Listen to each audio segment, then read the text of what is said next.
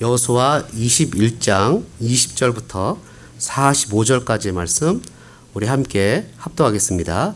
레위 사람인 그앗 자손 중에 남은 자들의 가족들 곧 그앗 자손에게는 제비 뽑아 에브라임 지파 중에서 그 성읍들을 주었으니 곧 살인자의 도피성 에브라임 산지 세겜과 그 목처지요 또 게셀과 그 목처지와 깁사임과 그 목처지와 베노롯과 그 목처지이니 네 성읍이요 또 단 지파 중에서 준 것은 엘드게와 그 목처지와 기프돈과 그 목처지와 아엘론과 그 목처지와 가드리몬과 그 목처지이니 네 성읍이요 또 므낫세 반지파 중에서 준 것은 다낙과 그 목처지와 가드리몬과 그 목처지이니 두 성읍이라. 그앗 자손의 남은 가족들을 위한 성읍들은 모두 10성읍과 그 목처지들이었더라. 레위 가족의 게르손 자손에게는 므낫세 반지파 중에서 살인자의 도피성 바산 골란과 그 목처지를 주었고 또 부에스드라와 그 목처지를 주었으니 두 성읍이요 이사갈 지파 중에서는 기시온과 그 목처지와 다브락과 그 목처지와 야르붓과 그 목처지와 엔가님과 그 목처지를 주었으니 네 성읍이요 아셀 지파 중에서는 미살과 그 목처지와 압돈과 그 목처지와 헬각과 그 목처지와 르홉과 그 목처지를 주었으니 네 성읍이요 납달리 지파 중에서는 살인자의 도피성 갈릴리 게데스와 그 목처지를 주었고 또 함못돌과 그 목처지와 가르단과 그 목처지를 주었으니 세 성읍이라. 게르손 사람이 그 가족대로 받은 성읍은 모두 13성읍과 그 목처지들이었더라. 그 남은 레위 사람 무라리 자손의 가족들에게 준 것은 스불론 지파 중에서 용르암과 그 목처지와 가르다와 그 목처지와 딥나와 그 목처지와 라알랄과 그 목처지이니 네 성읍이요 루벤 지파 중에서 준 것은 베셀과 그 목처지와 야하스와 그 목처지와 그데목과 그 목처지와 무바악과 그 목처지이니 네 성읍이요 갓지파 중에서 준 것은 살인자의 도피섬 길랄 라못과 그 목처지요 또 마하나임과 그 목처지와 헤스본과 그 목처지와 야셀과 그 목처지이니 모두 네 성읍이라. 이는 레위 자손의 남은 자 곧 무라리 자손이 그들의 가족대로 받은 성읍이니 그들이 제비 뽑아 얻은 성읍이 12성읍이었더라. 레위 사람들이 이스라엘 자손의 기업 중에서 받은 성읍은 모두 48성읍이요 또 그 목처지들이라. 이 각 성읍의 주위에 목처지가 있었고 모든 성읍이 다 그러하였더라. 여호와께서 이스라엘의 조상들에게 맹세하사 주리라 하신 온 땅을 이와 같이 이스라엘에게 다 주셨으므로 그들이 그것을 차지하여 거기에 거주하였으니 여호와께서 그들의 주위에 안식을 주실 때 그 조상들에게 맹세하신 대로 하셨으므로 그들의 모든 원수들 중에 그들과 맞선 자가 하나도 없었으니 이는 여호와께서 그들의 모든 원수들을 그들의 손에 넘겨주셨음이니라. 여호와께서 이스라엘 족속에게 말씀하신 선한 말씀이 하나도 남음이 없이 다 응하였더라. 아멘. 한번 따라해 보실까요? 다 이루어지는 하나님의 말씀. 여러분 우리 중에 누구나 먼저 살아보고 걸어가는 사람은 없지요. 다 처음 사는 거 아닙니까? 다 처음 가는 길을 갑니다. 먼저 살아보고 산다면 얼마나 좋겠습니까? 그러나 살아보지 않은 길을 가야 하기 때문에 많은 경우가 남들 사는 대로 따라갑니다. 아이들 교육도 그렇고 신앙도 그렇고 남들 하는 거 보고 쫓아가는 경우가 되게 많습니다. 이렇게 하니까 성공하고 저렇게 하니까 출세하고 이렇게 하니까 어렵더라 라는 얘기를 하면서 그 길을 따라가려고 합니다. 지금 대한민국이 온통 난립니다. 여러분 한국이 양극단으로 나눠져서 한쪽은 뭐 사퇴해라 한쪽은 지켜라 이러면서 뭐 거리를 광장으로 나가면서 시스템이 붕괴되고 있습니다. 제가 여러 가지 회의를 해보고 진행을 해볼 때 결단 있는 사람이 빨리 결론을 내지 않으면 나중엔 결론을 내도 어느 쪽에서든 욕먹게 돼 있습니다. 빨리 결론을 내지 않으면 그걸 갈라지고 어려움이 나타나게 되죠. 한국은 이런 어려움 속에서 있는데 맨 처음에 시작된 단초가 실은 이런 겁니다. 남들은 0에서 겨우겨우 시작해서 1도 올라가고 2도 올라가는데 누구는 너무나 쉽게 4, 5를 점프하면서 그냥 가더라. 그런 일이 어떻게 있을 수 있냐. 이게 언페어하다라는 부분에서 시작된 겁니다. 여러분 이런 것에 대해서 사람들은 이제 흙수저, 금수저란 말도 하지요.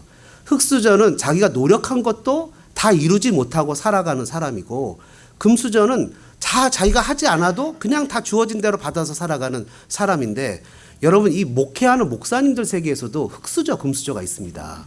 저 같은 사람은 맨 땅에 헤딩하고 여러분 같은 천사를 만나서 행복하게 지금 지내지, 그렇지 못한 목사님들 중에는 여전히 헤매고 3년 동안 개척을 했는데 단 한 명의 성도도 오지 않아서 울며 불며 교회를 클로즈하는 목사님들도 있고, 어떤 분들은 한국에서 자기 아버지 목사님의 도움을 받아서 1년에 1억 원 이상씩 쓰고 마음껏 하다가 젊은 나이에 한국 가서 몇천 명 교회를 자연스럽게 물려받는 그런 금수저 목사님들도 있습니다.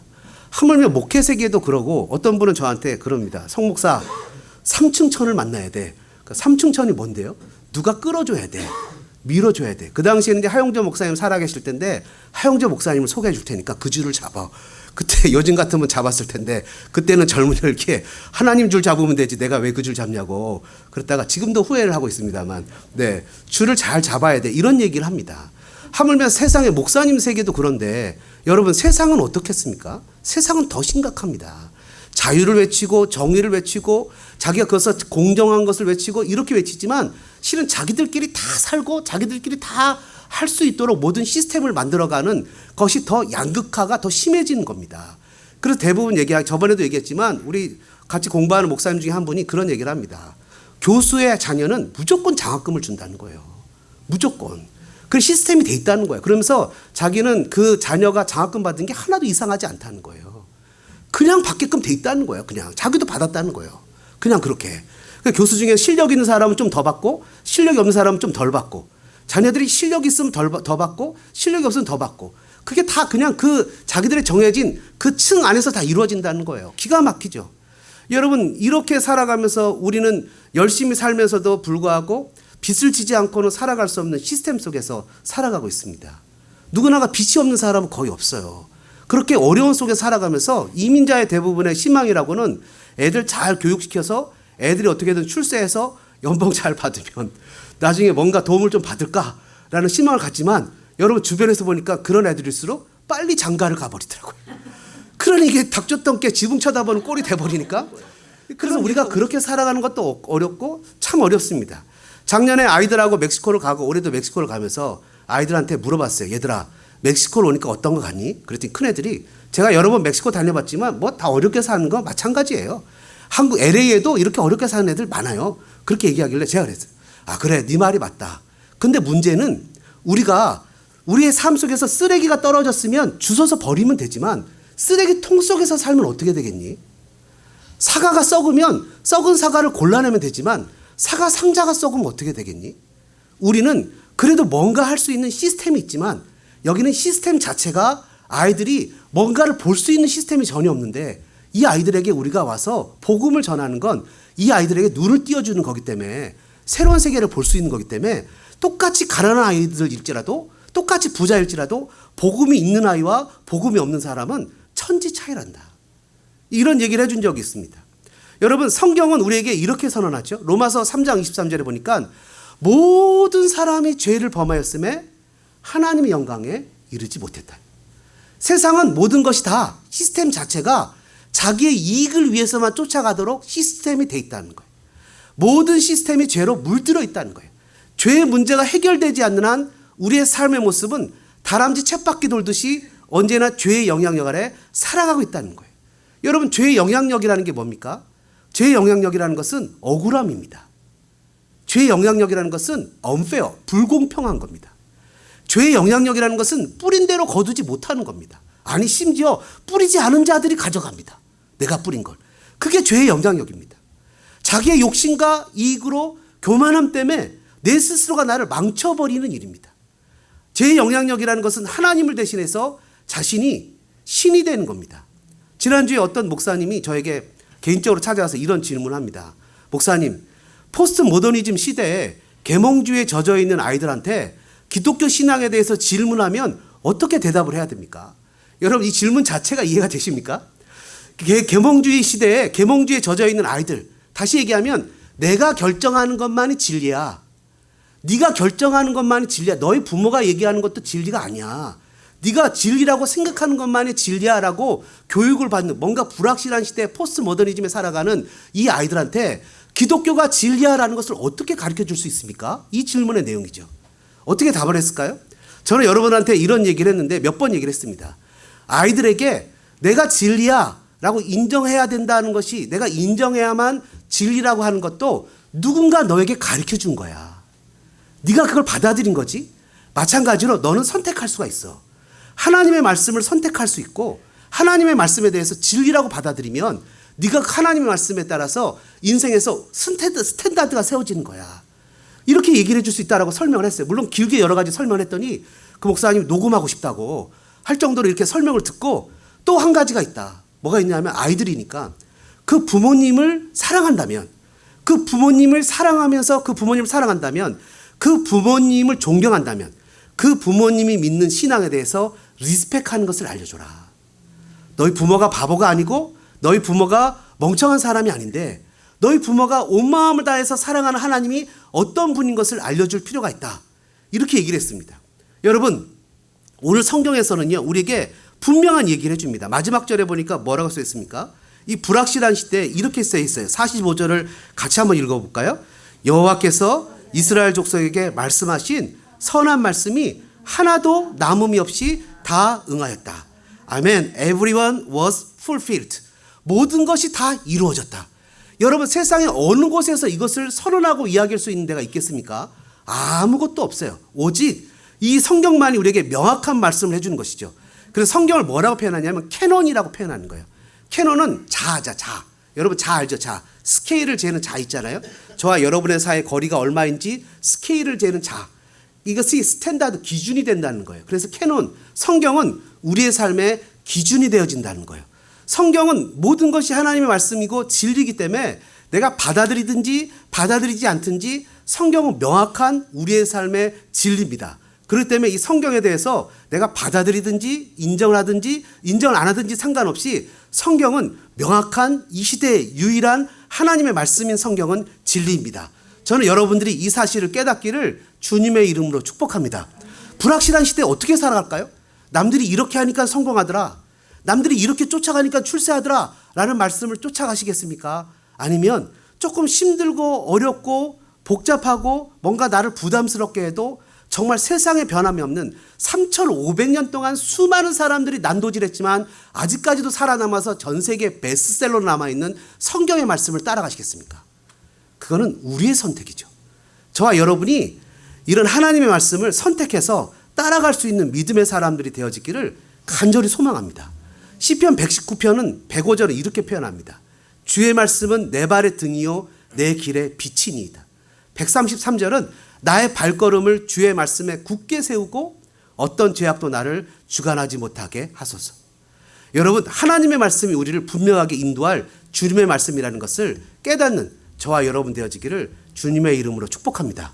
하나님의 말씀 첫 번째 따라해 보실까요? 하나님의 말씀은 축복과 저주를 담고 있습니다. 하나님의 말씀은 축복과 저주를 담고 있다는 거예요.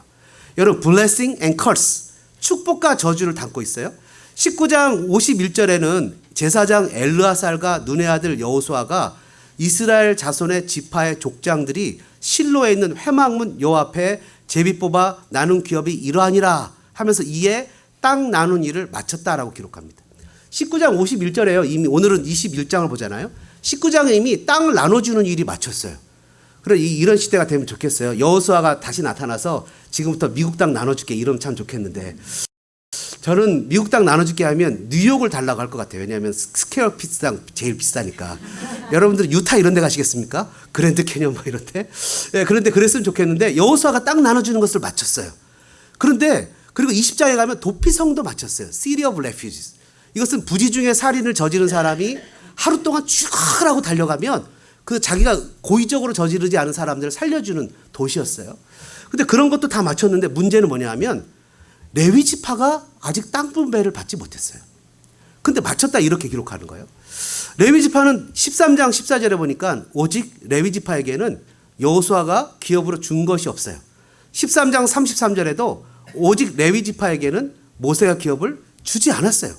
레위 지파는 땅을 아직 받지 못했는데도 불구하고 땅 나눠주는 일을 마쳤다라고 써 있어요.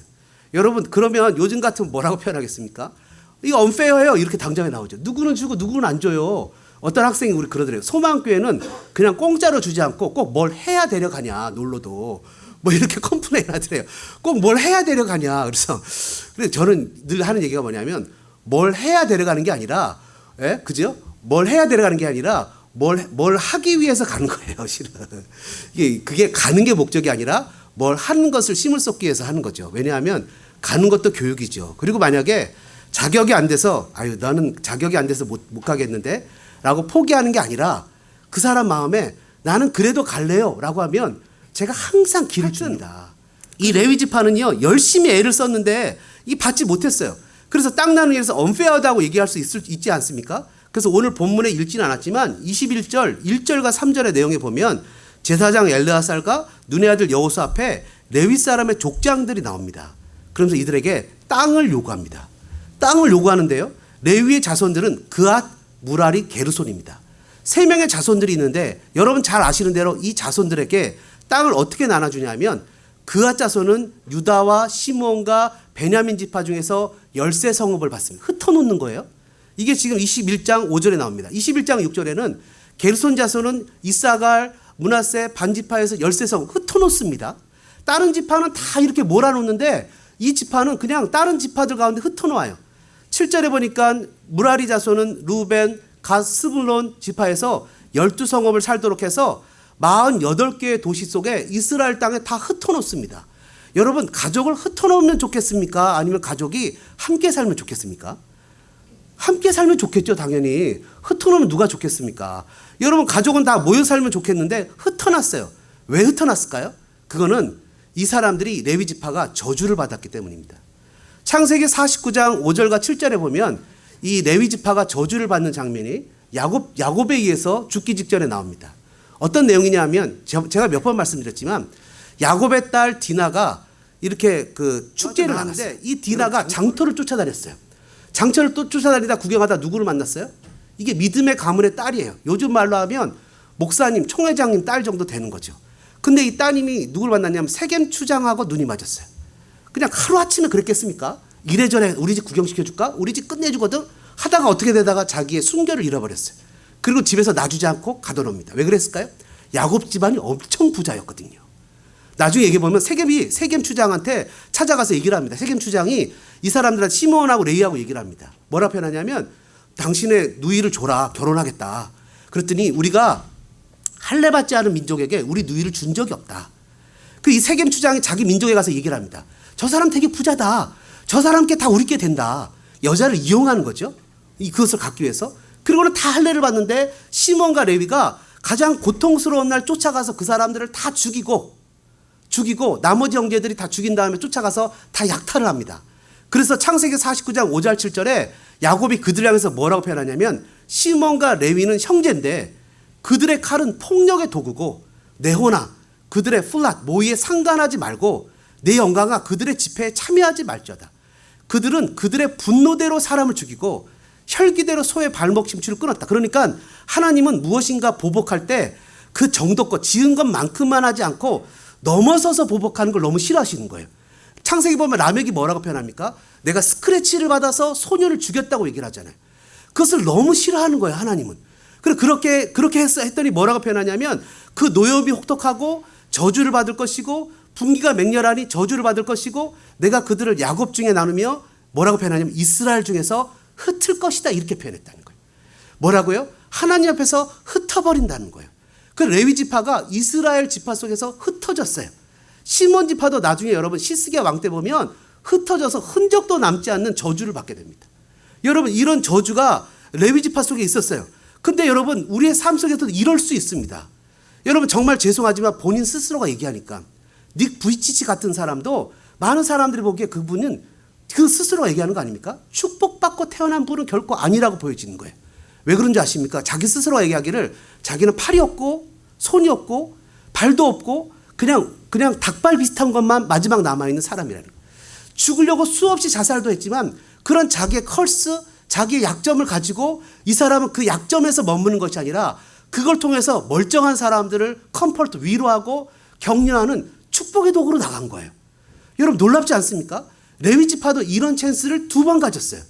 레위 지파도 우리는 컬스 저주받았어. 나는 단점이 있어. 나는 태어나기를 태생적으로 잘못된 태생으로 태어났어. 나는 하나님 앞에서 태생적으로 코리안으로 태어나서 미국에서는 정말 언어도 안 되고 힘들어. 나는 가난한 집에서 태어나서 정말 이 시스템 속에 갇혀서 내가 무엇인가 할 수 있는 사람이 아니야 라고 자기에게 주어진 약점과 자기에게 주어진 태생적인 결점을 그냥 그대로 살아가는 것이 아니라 레위 지파는 이것을 2번이나 하나님 앞에서 오버컴하는 찬스를 가졌는데요.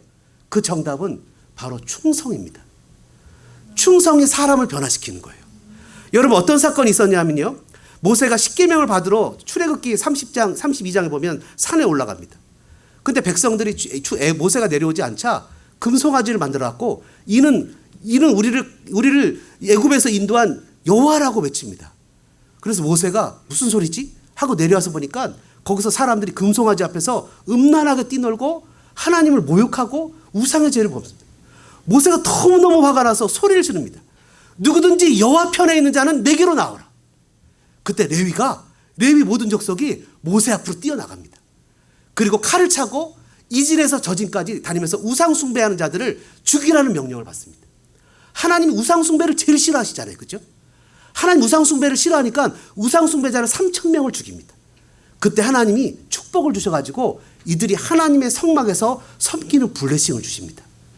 컬스가 저주로 1단계 바뀌었죠. 또 이들에게 찬스가 주어지는데 그것은 여러분 잘 아시는 발람과 발락의 사건입니다. 이 사람이 모압 평지를 다니고 있는데 발락 왕이 볼 때 이스라엘 사람들이 가는 곳마다 이기거든요. 안 되겠어요. 그래갖고 발람이라는 그 당시에 이런 박수 무당이죠. 남자 무당이죠. 이 사람을 불러다가 이스라엘 사람들을 저주해달라고 얘기를 하는데 뭐라고 했냐면 저주받을 자가 아니라 축복받을 자라는 거예요. 그리고 발람이 깨를 주는 거예요. 발락한테. 뭐라고 표현하냐면 이 사람들은 축복받을 사람인데 스스로 죄를 짓게 해야 하나님이 이들을 물리치신다는 거예요. 그래갖고 미디안 여인들을 이쁘게 화장을 시켜가지고 이 사람들을 유혹하게 해서 이 사람들 특히 이 사람들 중에서 누구냐 하면 이 우리가 아까 얘기했던 그 레위 지파와 같이 했던 시몬 지파를 특히 유혹을 합니다. 그래갖고 이 사람들을 유혹을 해가지고 음란스럽게 하나님 앞에서 범죄하게 만듭니다. 그래갖고 이때 그 하나님이 징계를 해서 23,000명이 죽는데 열병으로 그 흑사병이나 이런 병으로 죽는데 그때 이 시므온 지파 중에 시물이라는 사람이 이 미디안 여인 고스비라는 여인을 데리고 자기 막서로 들어간 것을 보고 그 아론의 손자 엘르아살의 아들 비느하스가 그들을 한창에 죽이자 하나님께서는 연병을 끝이게 하고 이는 여호와를 향한 질투라고 얘기를 하신 다음에 제사장 직분이 레위 지파 아론 계열에게 끝나지 않고 영원히 이어질 축복을 주십니다.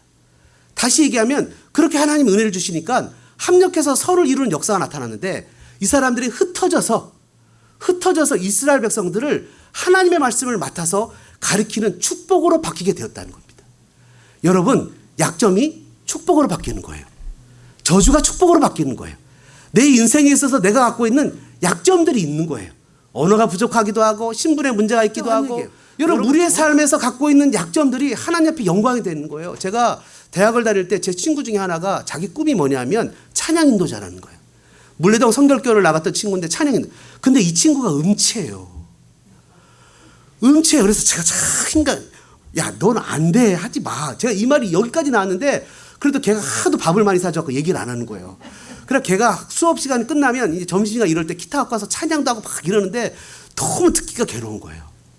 근데 그 친구가 찬양 인도자가 됐겠습니까? 안 됐겠습니까? 됐어요. 은혜가 되겠습니까? 안 되겠습니까? 되죠. 나의 연약함을 들어서 강한 자를 부끄럽게 하시는 하나님의 은혜가 저와 여러분에게 있기를 주님의 이름으로 축복합니다. 48개의 성읍을 받았는데 이 성읍마다 특징이 있어요. 뭐죠? 목초지가 있어요. 목초지가. 계속 반복하잖아요. 목초지가 있어요. 목초지는 뭐죠? 저 푸른 초원이에요. 기가 막히죠? 그냥 광야에 동떨어진 데 준 데가 아니라 여러분 나중에 민수기나 신명기를 공부해 보십시오. 목초지도 하나님이 조금 줄까 봐 많이 정해줘요. 500피트 이상 둘레로 2000스퀘어 이상 목초지를 다 정해줘요. 목초지는 뭐죠? 소도 놓을 수 있고 풀도 뜯을 수 있고 그래서 뭐라고 표현하니까 다윗처럼 여호와는 나의 목자시니 그러면서 그런 목초지를 주는 축복을 줍니다. 여러분 똑같은 말씀이지만 그 사람을 받는 사람에 따라서 축복이 되기도 하고 저주가 되기도 합니다. 똑같은 삶의 환경이지만 어떤 사람들은 그것이 나한테 도전을 하는 그런 어떤 계기가 되기도 합니다. 근데 어떤 사람들은 그 도전의 계기가 아니라 자포자기하는 사람이 되기입니다. 하나님을 섬기는 것이 어떤 사람들에게는 부담이지만 어떤 사람이 축복입니다. 여러분, 예수님이 이 땅에 오신다라는 것은 어떤 사람은 그것이 부담이지만 저주지만 어떤 사람은 축복입니다. 그렇죠? 제가 몇 번 얘기하지만 저 일본에 원자폭탄 떨어졌을 때 일본 사람은 패망이지만 조선 대한민국은 그것이 축복이었습니다. 똑같은 사건이지만 이렇다는 거예요. 어떤 사람에게는 말씀이 부담스럽고 힘들지만 어떤 사람들은 말씀을 너무 사랑해서 나의 힘이 되신 여호와여 내가 주를 사랑합니다라고 고백하다 보니까 하나님이 그를 높여 모든 사람들 위해 뛰어난 존재로 만드시는 역사가 나타난다는 거예요. 똑같이 레위기 같은 저주를 받았던 시몬은 그 저주를 축복으로 바꾸지 못하고 1차 군대 개수 때는 5만 9천 명이었는데 2차 군대 개수 때는 2만 2천 명으로 63%나 줄고 나중에 이 사람들은 시스기야 왕 때는 이스라엘 전 영토에 뿔뿔이 흩어져서 흔적도 없어지게 됐다는 거예요. 여러분, 우리가 살면서 하나님의 말씀이 축복이 되기도 하고 저주가 되기도 합니다. 저는 여러분들이 하나님의 말씀을 가지고 축복이 되어지기를 주님의 이름으로 축복합니다. 여러분, 가만히 생각해 보십시오. 바울을 보세요. 바울에게 있어서 가장 큰 자기 약점은 뭘까요? 그건 자기가 스데반이 죽을 때 위트니스였다는 거예요. 위트니스는 여러분 아시는 대로 제일 먼저 그 사람이 하나님 앞에서 가장 참남한 죄를 저질렀다고 돌을 쳐서 죽이는 사람은 누구냐 하면 위트니스예요. 그가 그 스데반의 옷을 맡았다는 것은, 위트니스가 됐다는 것은 그가 제일 먼저 돌을 쳤다는 의미예요. 그는 그에게 있어서 가장 큰 약점이 되는 거예요. 왜냐하면 그는 예수 그리스도를 전하는 사도가 됐거든요. 근데 가는 곳마다 자기가 그 얘기를 하잖아요. 가는 곳마다 자기 약점을 얘기하잖아요. 나는 이런 사람이었지만 하나님이 나를 바꾸셨습니다. 이런 사람이었지만 하나님이 나에게 은혜를 줬습니다. 여러분, 저와 여러분의 삶에 이런 놀라운 축복이 나타나기를 주님의 이름으로 축원합니다. 두 번째로요, 다 이루어진 하나님 말씀 한번 따라해 보실까요? 사람은 떡으로만 살지 않습니다. 사람은 떡으로만 살지 않아요.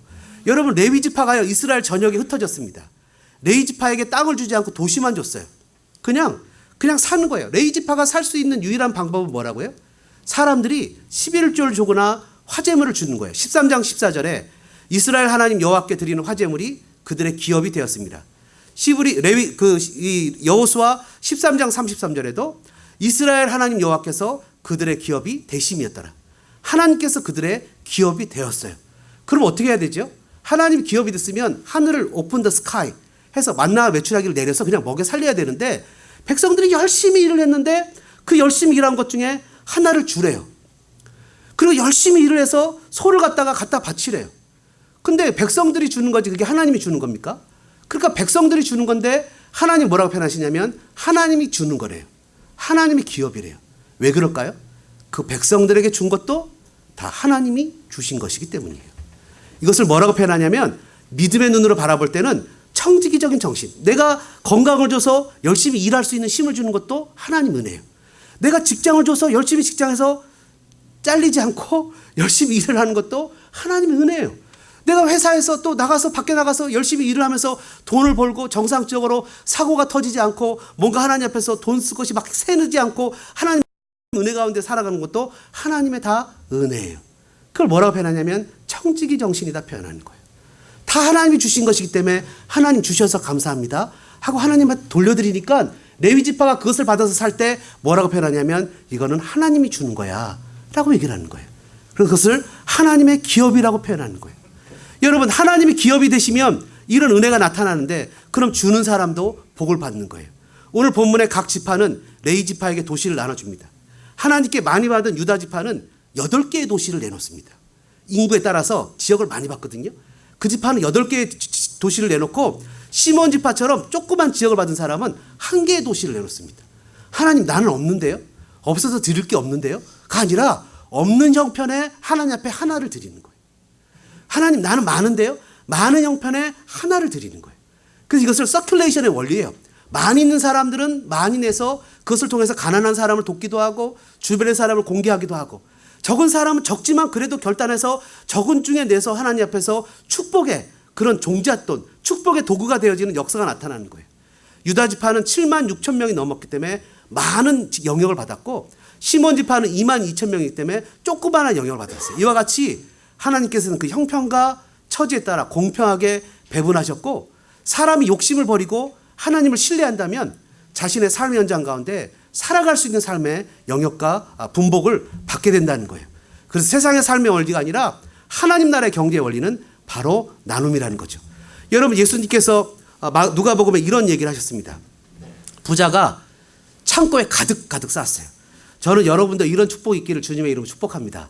창고에 좀 가득 쌓아놓는 축복이 있으면 좋겠어요. 그럼 뭐라고 표현하냐면, 내 영혼아, 여러 해 쓸 물건을 쌓아뒀으니 평안히 쉬고 먹고 마시고 즐거워하자. 하나님께서 뭐라고 표현하시냐면, 어리석은 자야, 오늘 밤에 네 영혼을 도로 찾으리니 그러면 네 준비한 것이 누구의 것이 되겠느냐. 예수님께서 중요한 결론을 내십니다. 자기를 위하여 재물을 쌓아두고 하늘에 대하여 부여하지 못한 자가 이와 같으니라. 여러분, 저는 여러분들이 자기를 위해서 재물을 쌓아두는 사람이 아니라 하나님 앞에 부자가 되는 사람 되어지기를 주님의 이름으로 축복합니다.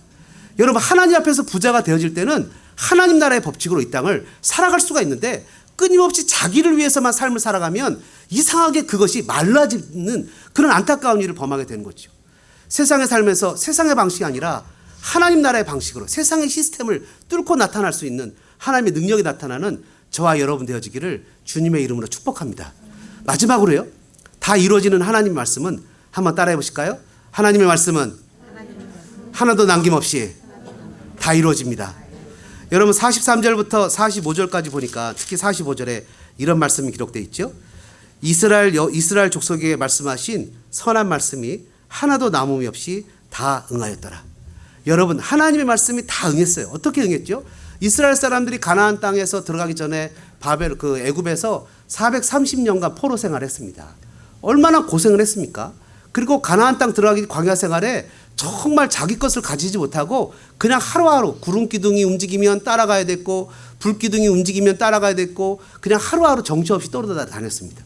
근데 그 오랜 세월 떠돌아다녔던 사람들한테 뭐라고 표현합니까? 43절에 거주하였다 이렇게 기록합니다. 정말 너무나 간단하게 기록하지만 거주했다. 그리고 44절에 뭐라고 표현합니까? 안식을 줬다 이렇게 써 있어요. 여러분, 저는 저와 여러분에게 하나님께서 안식을 주시기를 주님의 이름으로 축복합니다. 지난주 화요일 날인가요? 제가 96세 된 할아버지하고 93세 된 할머니 두 분이 사시는 가정을 방문했습니다. 그래갖고 이분들을 위해서 기도해 주려고 딱 갔는데, 이분들이 이 93세 된 할머니는 그 아버지가 18살 때부터 안식교 교인이에요. 그리고 이 96세 된 할아버지는 여러분 안식교에서 하고 있는 출판사 아시죠? 시조사에서 30년 동안 근무했던 분들이에요. 그리고 이분들이 사시는 아파트는 여기 아담스 길에 있는 안식교 아파트예요. 안식교 아파트에 사시는 거예요. 가문 내내 안식교의 집안이에요. 안식교 집안의 사람들한테 개신교 목사가 찾아를 갔어요. 그래서 이분들을 기도를 해주려고 들어갔어요. 그러니까 앉아서 이런저런 얘기를 하는데 그 할아버지가 저를 전도하고 싶어 하는 거예요. 그래서 저한테 안식일을 지켜야 된다는 얘기를 계속 하시는 거예요. 그래서 뭐라고 표현하시냐면, 목사님, 마태복음에 보면 주여 주여 하는 자마다 다 천국에 올 것이 아니고 아버지의 뜻대로 하는 자가 천국에 온다고 했습니다. 맞지요? 맞습니다. 근데 왜 안식일을 안 지키십니까? 그러시는 거예요. 그래서 안식일이 세러데이입니까? 썬데이입니까?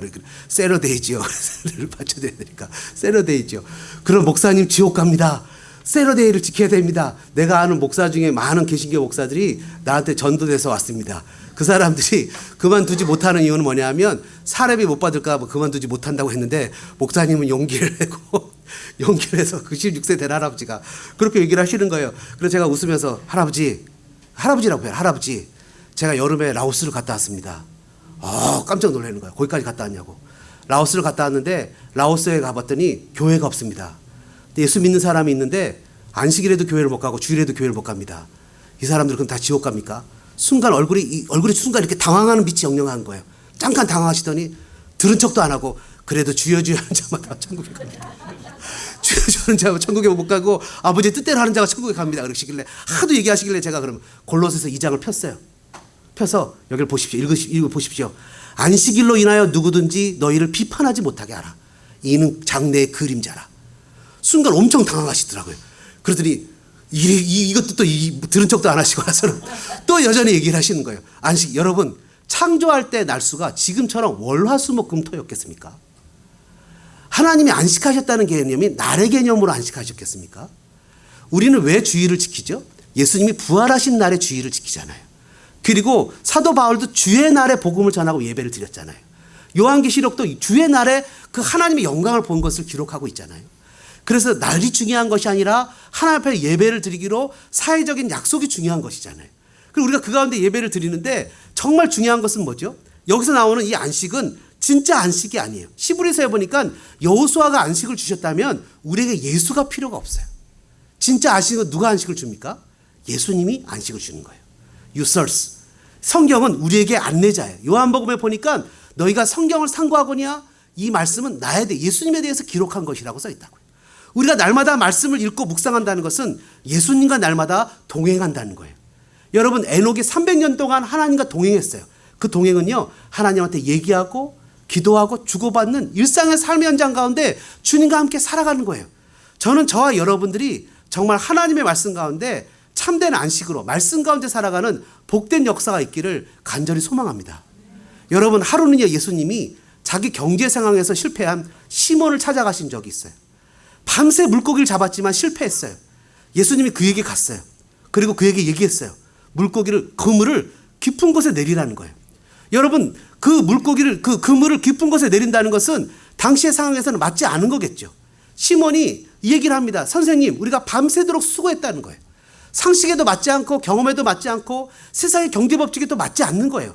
그렇지만 시몬은 이렇게 얘기합니다. 잡은 것이 없지만은 말씀에 의지하여 누구 말이죠? 예수님의 말씀에 순종하여 의지하여 내가 그물을 내립니다. 주님 저의 약점, 저의 부족함, 저의 연약함 주님 이것 가지고는 해결할 수 없는데요. 하지만 내가 주님 의지하여 이 약점을 주님 앞에 올려드리고 믿음으로 걸어가겠습니다 했을 때 어떤 기적이 나타났죠?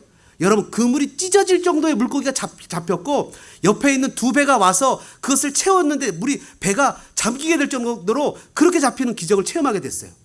여러분 이 말씀이 살아계신 하나님의 말씀이기 때문이죠. 이민의 삶, 나그네와 행인 같은 삶을 살아갈 때 정말 우리가 어린아이가 엄마의 젖을 먹는 것과 같이 하나님의 말씀인 신령한 젖을 사모하며 그 말씀대로 깊은 곳에 우리의 약점을 주님 앞에 올려드리고 믿음으로 살아가는 믿음의 모습이 저와 여러분들에게 반드시 필요합니다. 사랑하는 믿음의 동역자 여러분, 하나님의 말씀을 하루에 5분, 10분이라도 그 말씀을 읽고 고민하고 스트럭을 하고 그 말씀처럼 우리가 깊은 곳에 그물을 내리는 그런 삶을 살아갈 때 비록 세상의 경제 법칙이 세상의 방법이 우리의 발목을 잡고 우리의 약점이 우리의 태생적인 한계가 우리를 주저앉히려고 할지라도 하나님께서 반드시 저와 여러분을 일으키실 것을 믿고 믿음으로 나아가시는 저와 여러분들 되어주시기를 주님의 이름으로 축복합니다. 말씀 생각하시면서 우리 2, 3분 정도 같이 기도하는 시간을 갖겠습니다. 주님, 저에게 태생적인 한계가 있습니다. 사람들에게 드러내지 못하는 연약함이 있습니다. 하나님 이것으로 시몬 지파처럼 그냥 그것을 불평만 하고 살다가 그냥 하나님 흩어지는 연약한 인생이 아니라 레위 지파처럼 하나님을 향한 충성으로 이것을 오히려 장점으로 승화시키는 제가 되게 도와달라고 깊은 곳에 그물을 내리게 해달라고 말씀을 의지하노라고 우리 4분 정도 주님 말씀 생각하시면서 결단하고 다짐하며 기도하겠습니다. 사랑의 아버지 하나님 감사합니다. 저희들의 삶의 현장 가운데 태생적으로 갖고 있는 삶에 연약함이 있습니다. 한계가 있습니다. 내가 하나님 아버지 반드시 주님 앞에서 해결되어야 될 삶의 문제가 있습니다. 아버지 하나님 그것은 하나님 정말 우리에게 갖고 있는 연약함입니다.